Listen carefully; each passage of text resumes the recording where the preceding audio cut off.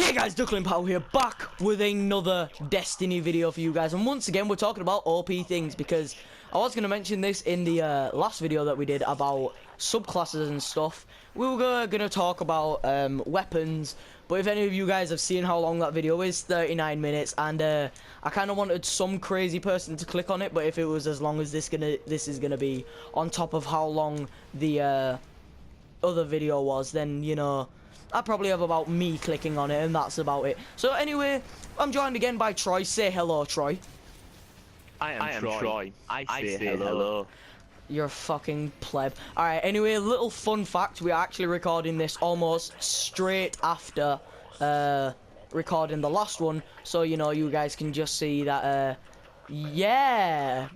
Basically, I've recorded 5 videos today. That's a little fact for you guys that are going up in... well, over a certain course of days. I haven't really decided that yet, but anyway, let's just get on to the discussion. So, first thing that we are talking about the weapons in Crucible. Yet again, we're only talking about Crucible because you can't really ask this bloody captain, what do you think is OP about this Grasper Malloc?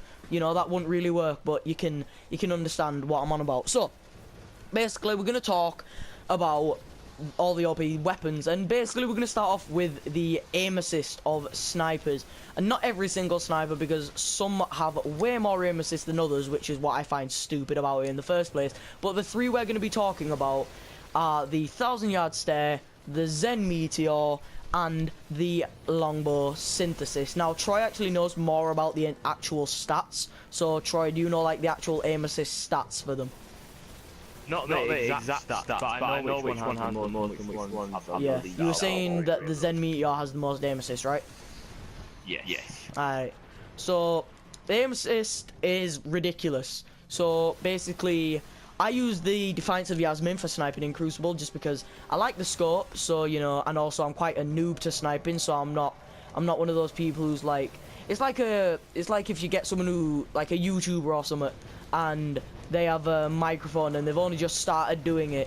Like, they're probably gonna have a really bad microphone. Like me, I use literally my headset, whereas people like Miniminter will use like proper 300 quid microphones to make the quality very good. I kind of do that with snipers. So I use the cheap sniper, the Defiance of Yasmin, and then lots of other people use the higher quality ones like 1000-yard Zen and Synth. Now I've got the 1000-yard, but I don't really use it because I can't really use it because, again, I don't like the scope. But anyway, Troy, I'm kind of rambling on. Would you like to talk more about like the aim assist factor and stats about them? Put them in order from third till first. Third till first. Well, the longbow synthesis has the least amount of aim assist, but it still has quite a lot. It has, obviously, it's like one of the top 5 in the aim assist region, but it has the least amount of those 3, which is a mad thing with how much aim assist it has as well. And to be the lowest is just absolutely retarded. And then second, people can tell by process of elimination that it's gotta be 1000 yards. So it goes synthesis, 1000 yard, and Zen Meteor as the top. Now basically what I want to say about this is it basically makes drag scopes almost impossible to miss if you can actually drag scope. So if you're like me and say you use the Defiance of Yasmin and you can drag scope and maybe hit 50% of the time, let's say, that's quite a lot. I can't even do that. And I don't know why I said I can't as if I'm like the poster boy of sniping, but I can't do that. So like for me it's a little bit harder using them. But if you can hit say 50% of drag scopes with the Defiance of Yasmin, then using the 1000-yard you pretty much shouldn't ever miss. Like, and that's the second most aim assist. If you use Zen Meteor, which I don't have, which I really fucking want by the way, then you basically shouldn't be missing drag scopes. So that is pretty crazy, and it's so annoying the fact that like you can just get killed so quickly with them. Like, I'm not saying any of the snipers or anything are OP, it's just the aim assist. Like, the snipers themselves, you have to get a headshot pretty much, but if you can snipe, using these just basically makes your skills go through the roof, or so-called skills, because you're not really using them, it's kind of the gun. So Troy, we're gonna do the whole rating between 1 to 10 thing again. So what are you gonna rate the aim assist out of 10? Which guns or all guns? Do you know what, just let's say just aim assist as a whole. for snipers. It misses the hole. It's completely retarded. It doesn't take skill. It doesn't show people having better skill than each other. And therefore, it should be as an annoying thing. And obviously 9. Ooh, damn. Alright, so I'd just like to say, as someone who uses the Defiance of Yasmin, I actually feel bullied whenever I see someone with 1,000-yard stare, because it makes me not want to go onto that sniper route anymore, and I'm actually very scared because I know that they could shoot where Troy fucking is right now, and I would die from a headshot, yet I could shoot where Troy fucking is now and wouldn't kill him. So it's just like, you know, it's a bit bullshit, so I'm going to probably give it a 7, you know, just because I can and I feel bullied by it, and bullying is not okay, okay? Don't bully. So that was a score of 16, so it's quite a high start, you know. Pretty good. Now we're gonna move on to actual weapons themselves, and oh my god, guys, probably the most OP weapon in the game. Now you guys are probably gonna be like, oh, is it the Doctrine? Is it the Doctrine? And if you think the Doctrine is the most OP gun in the game, have you ever come against anyone using the last word? Oh, Troy, talk about the last word, please. Impact a bit OP as well as the fire rate, which is never going to be a good thing with having an impact gun that takes the fire rate of an auto rifle and hand cannon. Also, what the hell is going on with the freaking beating the Doctrine thing that has a fire rate and the stability of an OP motherfucker and it's beating it in a gun-to-gun battle? What? Yeah. It's actually mental. Like, if you hip fire with it, which is its exotic perk, and that's like the defense most people give about it. Oh, it's an exotic, so it should be good. Yeah, but then again, exotics are really easy to get. It's probably easier to get the last word than it is to get the Doctrine now. Like, literally. Because Charlie, who doesn't upload anymore because he's a sweaty cunt, basically, like, he played trials with us like week after week when we actually used to play it, but now we don't really. He used to play it loads and loads. He never got a single Doctrine. I got 5, so it's a luck thing. But if you get like 3 of coins and you get an exotic engram, that gives you a whole week's worth of chance of getting it rather than just 1 gold tier, which you used to only be able to get. So, you know, it's easier to get the exotics than it is to get the Doctrine. So people complaining about that, it doesn't really make any sense. So what would you like to give it out of 10, Troy? I almost said 11 because it's worth it. 10 out of 10, bloody hell. It's actually crazy, the fact that it's a 2-shot headshot, and it's fire rate, and like you have to hit fire, obviously, but like that doesn't even take any of its like accuracy away because it's just an accurate gun all around, and it's just like redonkulous. So that was a score of 20 out of 20, the first of the weapons that has happened. So the next weapon I have on my list is the Mida multi-tool, which is another exotic which people justify it being OP by saying, but it's an exotic, and that's a misadventure. I don't understand that. So talk about it, Troy. The Mida multi-tool. It's a scout rifle which is supposed to be a slow firing range weapon. The Mida multi-tool does not apply to that. It's a fast fire rate. All range. Not a low impact. It has not a low impact. It's got a normal impact. It's not high, but it's not low. And it can just wreck you close range or far range. And it is pretty mad how there is basically no damage fall off for it. Like, someone can cross map you and kill you in the same amount of bullets as they would right next to your granddad's doorstep, shooting it right into your fucking dome piece, as they can 14 miles away at Auntie Sally's house. Like, it's annoying. I wouldn't say it's as bad as the last word because, like, you can actually outgun the Mida, so that's probably why it's only gonna get a score of 7 from me. But what would you like to give it? Try. I would give it a 7 as well, actually. Alright, so that's a score of 14. That's a pretty good score. Now let's go on to the one that we've just been defending, pretty much. Let's talk about the Doctrine of Passing. Yes, the Doctrine. The one that people bitched and moaned about. Once again, I think this is like a firebolt situation. It's a good gun. Well, it was OP, like I will say that, but they've definitely done something to make it not as good, because now other guns have just started destroying it in gunfights. So I think they have actually listened to the community and nerfed it, but I don't know if they actually announced it. But it definitely doesn't feel as strong as it did before the April update. So what would you like to say, Troy? Well, I didn't get a chance to use it before the April update. Unfortunately, I got it the weekend after. And I don't really know what it was like before, but when I used it, it didn't seem that good. Fam, trust me, it was fucking beautiful. Oh, I loved it. I don't know. It just seems like it's one of those ones where it seems like everyone else does better than it with it than you. So, that's for me. That's same with the last word. I cannot use the last word, but I don't know if that's because I just can't use hand cannons in general. So using that, like, I just couldn't do anything with it.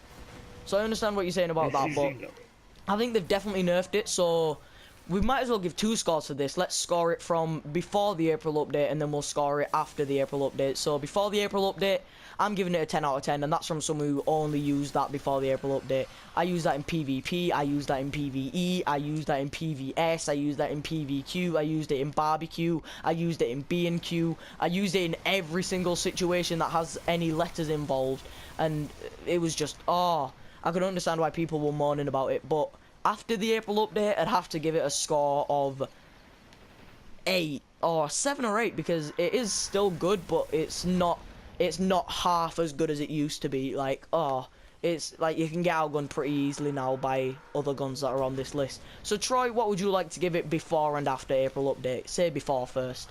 Before 10 out of 10, after 7. Alright, so it's got a score of 15 for after the April update and a score of 20 for before the April update. So you can see how people agree, well, me and Troy basically agree, that it has actually lost some of its OP-ness. I love saying that because it just sounds like you're saying, oh, penis, like fucking your mum does. Ha ha ha ha ha. I'm saying that to the viewers, Troy, not your mum, because your mum doesn't say that, because your mum is a lovely woman. Tell her I said that so I don't get beaten up next time I go around. And let's just keep on moving with the list. So next on the list we have the Kfchow. Now this is quite a new weapon to become OP. That's definitely started like not long after the April update, but that's because I think people started discovering it then. Before the April update, I didn't see this thing once. I never saw anyone using this in Crucible, Iron Banner, Trials or anything. Did not see anyone using this, but recently it started to creep up, and it's one of those guns that can now outgun the Doctrine. So Troy, what would you like to say about this? The Kfchow. I don't understand how a gun that comes from a vendor can be so OP. I was gonna say that. Like, it makes no sense to me at all. It is a very strong weapon. If you can get the right perks on it, you can get max stability, and it's got a better fire rate than the grasp. The grasp of mallet, the thing that is renowned for fire rate, like this. It has a better fire rate than this, guys. So, you know, it's a bit annoying. Like, I won't say it's as annoying as the Doctrine was before the April update, but I think it's got to gain extra points for being a vendor weapon, so you can literally spend a few legendary marks, which we all know are so hard to get. Oh, guys, don't even get me started how hard it is to get legendary marks. It's not like you can get 15 a day or anything. You know, it's so hard to get them. Gosh, I hate it. Oh my gosh, I hate it. Nah, I'm joking. It's actually a piece of piss to get, and you can get a really good roll in it at the moment. Go check out, link in the description down below. JK, I have no link for that. So what are you going to give it out of 10, Troy? I'd have to give it an 8 out of 10. Ooh, okay then. Gosh, Troy going in hard on the guns. I don't see it as much, but like the fact that it's only just started surfacing, so it's a new thing, so I've not really got used to getting annoyed at it, and the fact it's a vendor weapon, I think I'm gonna have to give it a 6. What did you give it, Troy? I give it 8. Okay, so that is a score of 14 out of 20. So once again, Troy thinks that it's more OP than I think it is. So you know, that just kind of shows Troy's level of annoyance. You should play a Crucible game with Troy. Like, sometimes I like quite often I get annoyed, but it's just shocking for me to hear Troy get annoyed, because at school he's such a calm, collected little pupil who sits there saying nothing for the entire lesson. Then he comes on, plays Crucible, he's like, what the fuck? This is bullshit. Oh, fuck that. Fuck this, fuck that. Alright, so enough about that. Let's go on to secondaries now. So we've kind of, well, specials, sorry, as the game calls them. So we've spoke about primaries. Now let's talk about shotguns, and well, shotguns pretty much, because I don't really think snipers have many OP snipers apart from the aim assist, but you know, that doesn't really affect it too much anymore. Doctrine of passing is really OP. I don't know why I'm not saving a primary. I should probably look at my list before speaking. Party Crasher and Conspiracy Theory D. Oh my gosh, these things have more range. If someone was stood on the ground right now and like on Earth and shot the Party Crasher at my ship, it would probably one-hit Troy. Genuinely, it's ridiculous. If they just go boom, you're dead. Like, forget that, forget your life. Like, we say that like warlocks melees have some range. If they one-shot you from thunder strike range, which has like almost double warlock melee range, they can one-hit you. You use any other shotgun at that range, their shield gone, that's it. Why am I speaking so retardedly?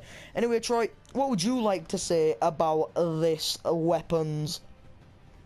So there's two of them, so that's why it's Range OP! No, stop it! Range OP! Right, Troy, we might as well just fly away from this because I do not want to do this strike because it is a dreadful strike. We haven't got much more to talk about, so there's no point flying in for a new strike, so we might as well just leave it.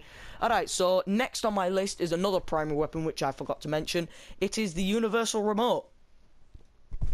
Okay, let's talk about that. So, as we mentioned in the last video, if any of you guys have watched that, we mentioned that Striker Titans have this ability that when they sprint for a little bit, they can gain an impenetrable shield that cannot be destroyed by anything. Now, the first thing that really annoyed me about both that shield running thing and the universal remote was pairing them together.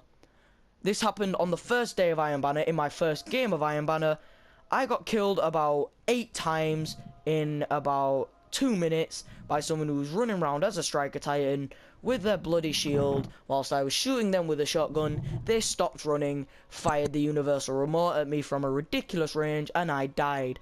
Oh my god, did I leave that game with some temper on me. I actually threw my school bag at my wall 5 times. Little fun fact, I was saying that Troy gets angry and then I'm talking about throwing a school bag at a wall 5 times, and my school bag's quite heavy because I have, like, Troy can vouch for me, I have a lot of revision guides in my book that I've never left. Some of these have probably, like, got the papers fused together so are even stronger because they've been in there for almost 2 years. So, Troy, what would you like to say about the universal remote? I would say that the universal remote is absolutely stupid. They shouldn't have brought it back. They need to go fuck off and jog on and not make the shotgun primary. Yeah, it's absolutely ridiculous, and it's so annoying that it has so much range, and it's a one-shot, and it's like, why do you have to do this game? You don't have to make special weapons anything else. Like, you haven't made a heavy auto rifle, you haven't made a heavy pulse rifle, you haven't made a primary LMG, so don't bother making any of the special weapons heavies like you do with the fusion rifle one, which I've forgotten the name of because it's actually crap and it was meant to be a Galahorn replacement. Can you guys believe that? That thing was meant to replace the Galahorn. Why would anyone think that was any good? And then they've also made the No Land Beyond and the bloody universal remote specials that are now primary weapons. It's like, go back to your own home, you're drunk, stop being cool. Alright, so now, what would you like to score that one, Troy? I would score the universal remote since it's really fucking annoying, I'd actually give it a 9. Ooh. Now, I actually don't see this that much, so I'm probably going to give it maybe a 6. But if you were asking me this at the time when I had that Iron Banner game that I was on about, it'd probably be a 47 because I've never actually been that angry at a video game ever. I don't actually think I've been that angry at most situations ever. You could have told me that someone just kicked my dog in its face and it lost all its teeth, and I might be just as angry as I was at the universal remote. Now that shows how seriously I take fucking video games. Yes, I don't fucking... No, I'm joking, guys. Alright, so I've just remembered that we didn't actually give a score for Party Crasher and Conspiracy, did we? No, we didn't. Okay, so 9. Yeah, so that's the score of 18. Universal remote, I've already forgotten what we scored that, but it don't really matter because it's annoying anyway. Did you say 8 or a 9? For which one? Universal remote. Oh, I said 8.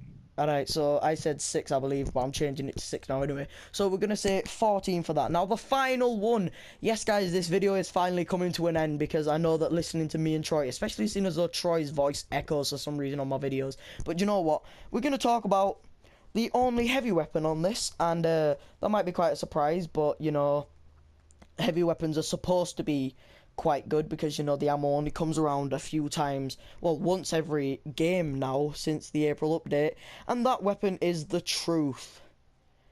Now I'm gonna say a little movie excerpt right now. You can't handle the truth. So would you like to talk about this annoying weapon, Troy?